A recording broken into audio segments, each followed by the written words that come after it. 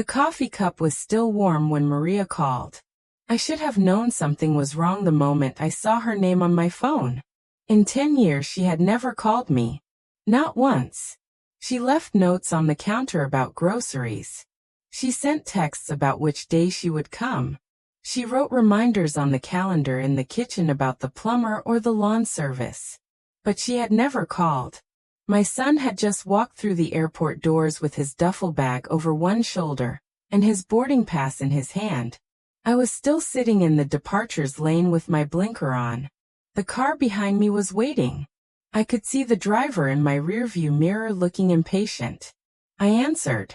Maria's voice was different. Quiet in a way that made my stomach drop. Careful. Like she was holding something fragile. She said my name first. Just my name. Then she said, "Do not go home yet." She said, "Check the cameras." She said, "I am so sorry." The line went dead before I could ask her what she meant. I pulled forward because the car behind me honked. My hands were doing what they were supposed to do, but my chest had gone tight in a way I did not recognize. I turned into the parking garage 2 blocks down, and found a spot near the back. I sat there with the engine still running, and my phone in my lap. The camera app took forever to load. The little circle spun and spun. We had installed the system 3 years ago after someone stole a package off our porch. My husband said it would make me feel safer when I was home alone. 4 cameras. Front door.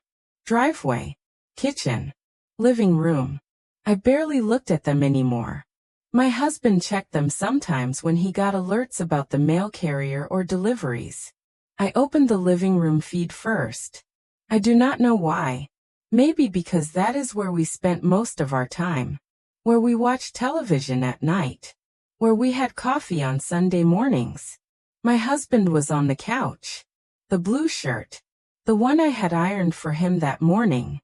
The one with the small buttons that always gave me trouble. His head was tilted back against the cushions. His eyes were closed. There was a woman sitting so close to him their shoulders touched. Her hand was on his chest. Her head was against his shoulder. She was wearing the yellow blouse. I had seen it in our closet 3 weeks ago, hanging in the back behind my winter coats. I thought I had bought it and forgotten about it. I thought maybe I was losing track of things. It happens when you get older. You buy something and it sits there and you forget. But I had not bought it. I was not losing track of things. I sat there in the parking garage watching them on the small screen. They were not moving much. Just sitting there together. They looked comfortable. They looked like people who had done this before. Like this was not the first time. A woman walked past my car pulling a silver suitcase. She glanced at me through the window. I wondered what my face looked like. I wondered if she could tell. I backed out of the app. My thumb hovered over Maria's name for a long time before I pressed it. She answered before the first ring finished. She said, "I am so sorry." The words came fast. She said, "I did not know if I should tell you." She said, "I have been cleaning the guest bathroom, and I heard voices in the living room, and I thought maybe you had come back early, and then I looked and I saw and I did not want you to walk in without knowing." Her voice cracked on the last part. I said, "Thank you." My own voice sounded normal. Calm. Like I was thanking her for picking up milk or remembering to water the plants. I said, "Take the rest of the day off." I said, "I will call you later." I hung up before she could say anything else. 23 years. 2 kids. A house in Charlotte with a front porch and a yard and a garden I had planted myself. We had a dog that died last winter. We cried together when the vet said it was time. My husband held my hand in the waiting room. He said it would be okay. He said we would get through it together. I looked down at the parking ticket on my dashboard. 50 cents for the first hour. The morning came back to me in pieces. My husband kissing my forehead before my son and I left for the airport. Him saying, "Drive safe." Him saying, "Call me when you get back." Him standing in the driveway waving as we pulled away. I had looked in the rearview mirror, and he was still standing there. Still waving. My son had talked the whole way to the airport. About Denver. About his internship. About his roommate who he had only met on video calls. How nervous he was. How excited. How this was the first time he would be living away from home for more than a few weeks. I had hugged him outside the terminal. Long enough that he laughed and said, "Mom, I will be fine." I told him to call me when he landed. He said, "I will." I said, "I mean it." He said, "I know, Mom, I will." He smiled and walked away without looking back. That was 40 minutes ago. 40 minutes and everything had changed. I started the car and drove. Not toward home. South on I-77. I got off at an exit I did not recognize. There was a diner with a gravel parking lot and a faded sign that said open 24 hours. I went inside. The air smelled like old coffee and bacon grease. There were only 2 other people there. An old man at the counter, and a woman in a booth with a newspaper spread out in front of her. The waitress looked at me when I sat down in a booth by the window. She was older than me. Gray hair pulled back. Tired eyes. She did not ask if I was all right, but her face asked the question anyway. I ordered coffee. She poured it without saying anything and left the pot on the table. I took out my phone and opened my photos. Our anniversary dinner in April. The restaurant where we had our first date 24 years ago. He had worn a tie. I had worn the black dress he always said made me look beautiful. We sat at the same table we sat at that first night. We ordered what we always ordered. We talked about refinancing the mortgage. We talked about whether or not we should replace the deck before winter. We talked about our son's college applications and our daughter's new job. We did not talk about us. I scrolled back further. A picture from the beach last summer. All 4 of us standing in the sand with the ocean behind us. My daughter holding a starfish she had found near the pier. My son throwing a football to his father. My husband's arm around my shoulders. We looked happy. Maybe we were happy then. Or maybe I just wanted to believe we were. I kept scrolling. 10 years back. The day we hired Maria. She was standing in our kitchen smiling and holding a bottle of the wood polish she said was the only kind worth using. My husband was in the background pouring coffee. I was holding our daughter who was maybe 7 then. Still small enough to carry. 10 years Maria had been with us. 10 years of watching our family. Watching our marriage. Watching everything I had not wanted to see. I put the phone face down on the table.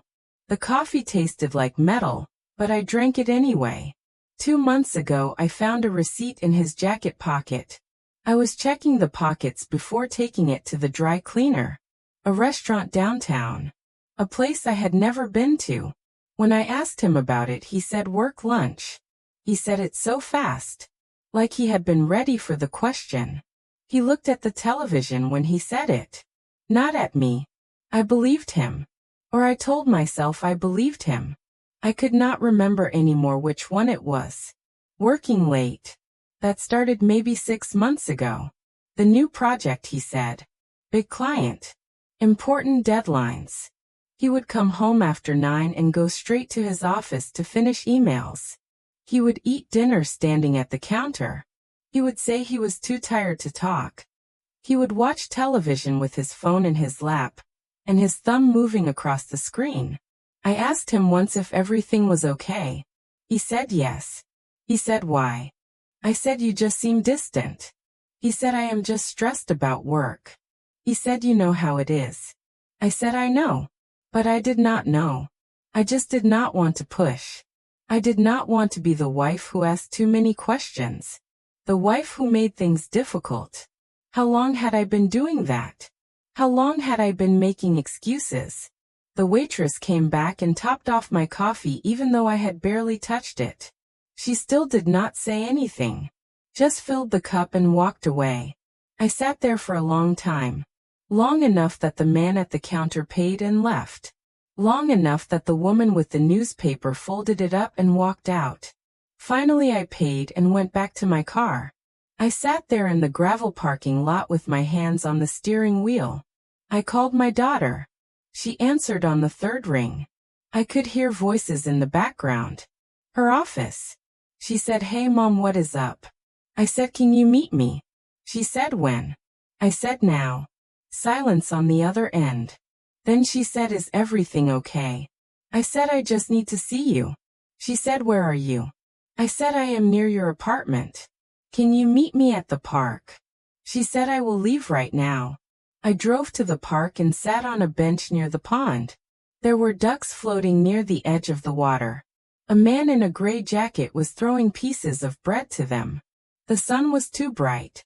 Everything felt too bright. My daughter arrived 20 minutes later. She was still wearing her work clothes. A blue blouse and black pants. She sat down beside me and put her hand on my arm, but she did not say anything at first. She just sat there waiting. I told her what happened. I told her about Maria's call. About the cameras. About what I saw. She looked at the ducks for a long time. She did not look at me. I watched her face and I could see her trying to decide what to say. Finally she said, "Are you sure?" I said yes. She said, "What are you going to do?" I said, "I do not know yet." More silence. The man with the bread ran out and walked away. The ducks started moving toward the center of the pond. My daughter said, "Have you called him?" I said no. She said, "Are you going to?" I said, "I have to go home eventually." She said, "You do not have to." She said, "You can stay with me." I said, "Maybe." We sat there without talking. The ducks kept moving further away. The water was dark and still. Then my daughter said something I did not expect. She said, "I never really liked him that much." I turned to look at her. She was still watching the ducks. She said, "I know you loved him, Mom." She said, "But he always seemed like he was pretending." She said, "Even when I was little I could tell he was not really there." I did not know what to say to that. She said, "You always made excuses for him." She kept her eyes on the water. She said, "You always said he was just tired or just stressed or just busy with work." She said I wanted to say something but I did not know how. I asked her what she meant. She said last Christmas he barely talked to anyone. She said he sat in the corner on his phone the whole time. She said when I asked him a question about his work he looked at me like he had forgotten I was in the room. She said I thought maybe it was just me. She said I thought maybe I was being too sensitive. I remembered last Christmas. I remembered making excuses for him. Telling everyone he was worried about a big deadline. Telling the kids to give him space. Telling myself it would get better after the holidays. How many times had I done that? How many years had I been doing that? My daughter turned to look at me finally. She said, "What are you going to do, Mom?" I said, "I am going to go home." She said, "Do you want me to come with you?" I said no. I said I need to do this myself. She hugged me then. She held on longer than usual. When she pulled back her eyes were wet. She said, "Call me after." She said, "Please." I said, "I will." I sat in the car for a few minutes before I started driving. I thought about calling him. Warning him that I knew. Giving him time to prepare. But I did not want him to prepare. I did not want him to have a story ready. The drive home took 15 minutes. I had driven it 1,000 times. Maybe 10,000. Every street familiar. Every turn automatic. The driveway was empty when I pulled in. His car was in the garage. I parked behind it. The house looked exactly the same as it had that morning. The porch light was still on even though it was afternoon. The flowers I had planted in the spring were starting to bloom. Pink and white and yellow. I went inside through the front door. He was in the kitchen pouring a glass of water. He looked up when he heard me. He smiled. The same smile he had given me that morning. He said, "You are back early." He said, "How was the drive?" He said, "Did everything go okay with the drop-off?" I stood there in the doorway just looking at him. His smile faded. He said, "What?" He said, "What is wrong?" I said, "I know." He put the glass down on the counter. Slowly. Carefully. He said, you know what? I said I saw the cameras. Something crossed his face. It was fast. Just a flicker. But I saw it. I had been watching him for 23 years. I knew all his faces. He said, I do not know what you are talking about. His voice was calm. Reasonable. He said, you saw what? I did not answer. I just kept looking at him. He said, listen. He said, it is not what you think. He said, we were just talking. He said, she is a friend from work.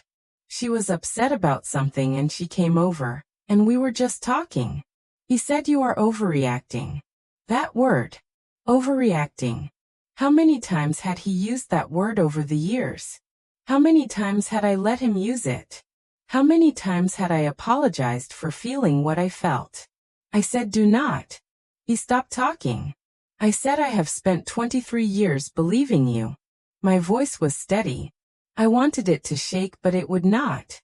I said, I have spent 23 years making excuses for you.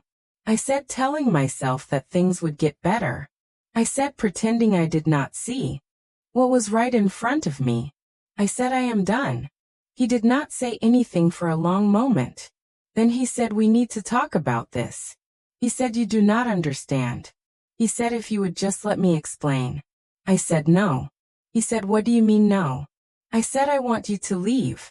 He said, this is my house too. He said, we bought this house together. He said, you cannot just kick me out. I said, I do not care whose house it is. I said, I want you to leave. I said, I do not want you here tonight. He said, where am I supposed to go? I said, I do not care. He stood there looking at me, waiting. Like if he just stood there long enough, I would change my mind. Like I had always changed my mind before. Like I had always backed down. I did not back down. He said, fine. He said, we will talk about this tomorrow when you have calmed down. I did not answer. He walked past me into the bedroom. I heard him opening drawers. Heard the closet door. Heard his footsteps in the hallway. He came back with a bag. He stopped in the kitchen doorway. He said, you are making a mistake. He said, you are going to regret this. I said, maybe. I said, but it will be my mistake to make. He left. I heard the front door close. Heard his car start. Heard him back out of the driveway. Heard the engine fade as he drove away. The house went quiet. I stood in the kitchen for a long time. Just stood there looking at the glass of water he had poured. Finally I picked it up and poured it into the sink. I watched it disappear down the drain. Then I walked through the house. Through the living room where I had seen them on the camera. Through the hallway where we had hung pictures of the kids at every age. School photos and birthday parties and vacations. Through the bedroom where we had slept beside each other for more than 2 decades. Everything looked the same. But it all felt different now. Like I was seeing it for the first time. Or seeing it clearly for the first time. I sat on the edge of the bed and I thought about Maria. How she had called me. How she had warned me. How she had been braver than I had been. How she had done what I should have done years ago.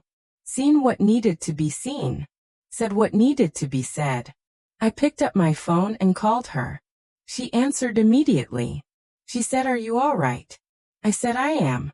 I said, thank you for calling me this morning. She said, you do not have to thank me. I said, yes, I do. I said, you told me the truth when I was not ready to see it myself. I said, you were honest with me when I had not been honest with me. She was quiet for a moment. Then she said, I was so afraid. She said, I thought you would be angry with me. She said, I thought maybe I should not have said anything. She said, it was not my place. I said, it was exactly your place. I said, you have been in this house for 10 years. I said, you have watched my kids grow up. I said, you have been more loyal to me than I have been to myself. Her voice broke a little. She said, if you need anything. She said, anything at all. I said, I know. I said, I will call you. We hung up. I sat in the quiet. It was not the quiet of waiting anymore. Not the quiet of pretending. It was the quiet of something ending. Something that had maybe been ending for a long time, but I had not let myself hear it. I thought about the coffee cup. Still sitting in the cup holder in my car. Still at the airport parking garage. I had forgotten about it completely. Left it there when I drove to the diner. Such a small thing. But it marked the moment. The last moment I did not know. The last moment before Maria called. The last moment before everything changed. All those mornings I had made coffee for him. All those shirts I had ironed. All those lunches I had packed. All those questions I had asked about his day. I thought it meant something. I thought doing all those small things added up to something solid. Something real. But maybe it had not meant what I thought it meant. Maybe I had been building something by myself all along. I got up and walked back to the kitchen. I opened the cabinet where we kept the coffee mugs. There were so many of them. Mugs from trips we had taken. Mugs the kids had made in school with their handprints on them. Mugs we had received as gifts from friends and family. I found the blue one. The one he used every morning. The one with the chip on the handle that he refused to throw away, because he said it fit his hand perfectly. I held it for a moment. It was heavier than I remembered. Then I put it in the very back of the cabinet behind everything else, where I would not have to see it every morning, where it would not remind me. I made myself tea, Earl Grey. I sat at the kitchen table and drank it slowly. The house stayed quiet around me, but it was a different kind of quiet now. Not empty, just mine. I thought about my son, somewhere over the middle of the country by now, on his way to Denver, to his new life. His life was still moving in the direction he thought it was going. He did not know yet that everything had changed. I would tell him eventually. I would tell them both. But not today. Today I just sat with my tea and let everything settle. The coffee cup was still in my car at the airport. I would have to go back for the car eventually. Or maybe I would just leave it there. A marker. A reminder of the moment before. The moment before I knew. The moment before I stopped pretending. The moment I finally let myself see what had been there all along. My name is Ruth. I am 64 years old. I tell these stories late at night when I cannot sleep. When I remember things I thought I had put away years ago. If you are listening to this, maybe you needed to hear it. Maybe you have been making excuses too. Maybe you have been pretending not to see. There are more stories if you need them. I will be here.